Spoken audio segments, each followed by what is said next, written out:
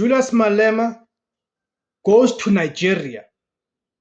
Julius Malema gets invited to Nigeria. Then he comes back attacking Lieutenant General Nhlanhla Mkhwanazi. Is it a coincidence? Is it a coincidence that Julius Malema was invited over in Nigeria to address some conference in Nigeria? Then he comes back having changed his tune on Lieutenant General Nhlanhla Mkhwanazi, even going as far as saying that Lieutenant General Nhlanhla Mkhwanazi created the mess that we are currently finding ourselves in as a country in terms of the police.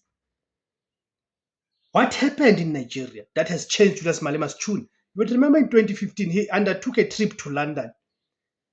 When he came back, he was no longer the same in terms of the land and expropriation. He was now talking about unused